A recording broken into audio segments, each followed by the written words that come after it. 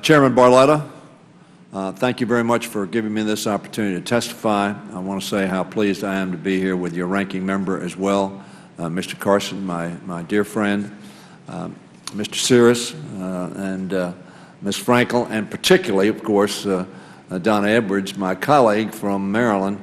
She and I represent both of the sites in Prince George's County that are two of the three sites that are being viewed and have been asked to be the subjects of proposals.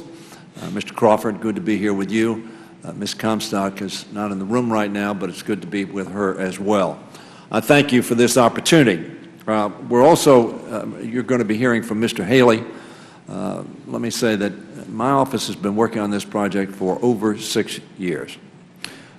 We believe it's one of the most important projects for Americans, not just for Maryland or Virginia, but for Americans generally, to make more efficient and effective the agency on which we rely so heavily, not only to keep us safe from those who commit crimes, but those who would terrorize our country from abroad.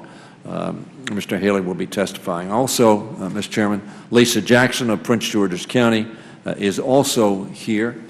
Lisa, who works for our county executive in Prince George's County, who is very strongly in favor of this. And as you know, Governor O'Malley already put up money for transportation around one of the sites, so that we're looking forward to being very competitive on this. But the bottom line is the FBI needs a new facility. I appreciate this opportunity to testify about an issue of great consequence, as I said, both to our homeland security and to growth and development in Maryland's 5th Congressional District. The administration's fiscal year 17 budget submission, as you pointed out, included a request for $1.4 billion.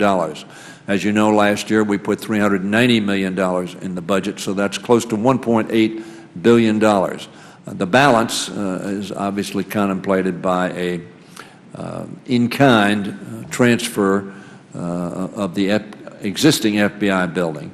And of course, one of the questions is, what will the valuation of that property be? A new FBI headquarters will improve Bureau capabilities, reduce facilities cost, and ultimately reduce the amount of space, as you pointed out as well, Mr. Chairman, that the FBI headquarters will need. As you're aware, the GSA is considering 3 locations to house the new FBI headquarters, 2 of which are in Maryland's Prince George's County, as I say, represented by Donna Edwards and by myself. Consolidating the FBI headquarters would offer the FBI an extraordinary set of advantages, as would selecting a site in Prince George's County. First, consolidating the FBI headquarters would enhance the Bureau's effectiveness at responding to emergencies by improving communications between divisions and departments currently housed separately in 13 separate facilities around the city.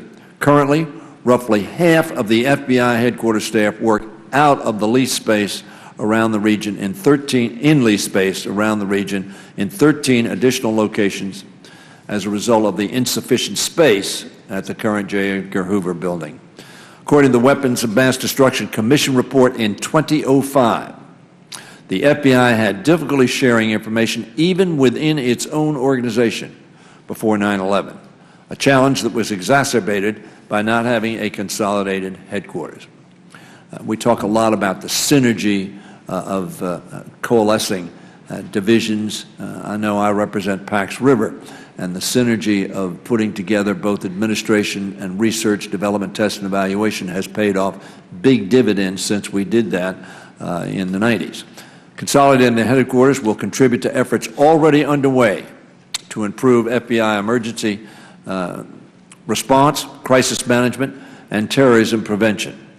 Director Comey testified last week, and I quote, "A key challenge in inhibiting our ability to address these threats is the lack of a headquarters facilities that fully fosters collaboration, intelligence sharing, and is dynamic, enabling special agents, intelligence analysts, and other professional staff to combat evolving threats as they arrive." He went on to say the building occupied by the FBI since 1974, over 40 years ago, is obsolete, inefficient, and faces a number of security vulnerabilities, a very important issue in terms of required setbacks, Mr. Chairman, as you so well know. Mr. Comey went on to say, currently the facility only houses half of the headquarters workforce, requiring personnel to be dispersed in multiple locations within the national capital region. He went on to say this makes it extremely difficult to adapt to rapidly developing threats and collaborate across divisions and programs. Secondly, Mr. Chairman and members of the committee, Prince George's County offers to the FBI's workforce a range of convenient and efficient transportation options for access to area airports. We have the Baltimore-Washington International Airport, National and Dulles, but as importantly, Andrews Air Force Base is some 20 minutes away in terms of foreign deployment on Air Force aircraft, Metro, Amtrak, and major highways. Next to the site, one of the sites that's being considered, and a mile from another site that's being considered. 25% of the region's federal workforce currently lives in Prince George's County, and Maryland is already home to many of the FBI employees. Third, the sites being considered in Prince George's County offer close proximity to some of our nation's most important national security and cybersecurity agencies, as well as world-class research institutions. Director Comey has identified cybersecurity as one of the FBI's priorities, and Maryland is home to the U.S. Cyber Command at Fort Meade, the National Security Agency, the Defense Information Systems Agency, the National Cybersecurity Center of Excellence headquarters at the National Institute of Standards and Technology, the University of Maryland College's cybersecurity program, which is approximately 2.5 miles from this site, and the Department of Defense's Cybercrime Center, DC-3, as they call it. Prince George's County is also home to private sector companies and contractors in the cybersecurity field. Fourth, according to a 2011 report, Mr. Chairman, by the FBI, consolidating the headquarters would save taxpayers at least $44 million per year due to the elimination of inefficiencies from housing its divisions in multiple locations.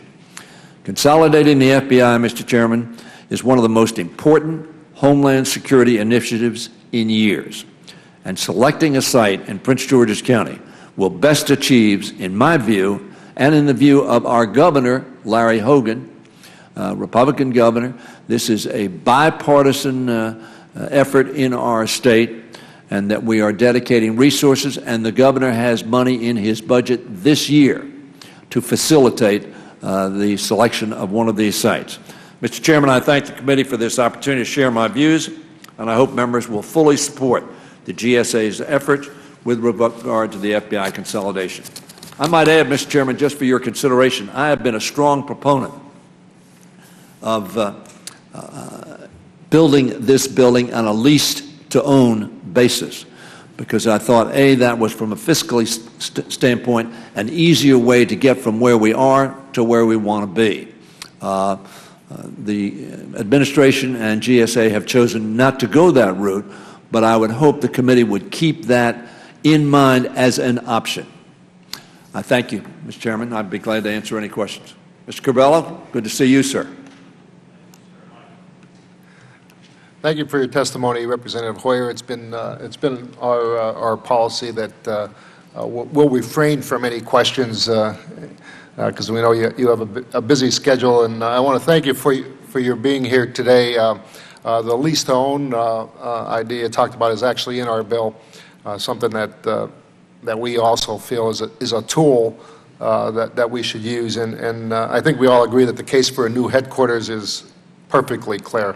Our challenge is to make sure that it'll be built in a cost-effective manner to better serve our country. As you said, this is a national issue, very important to our country. So your testimony will help inform the subcommittee as we review this important project. Thank you, Mr. Chairman, and members of the committee. Thank you, Mr. Carson. Our second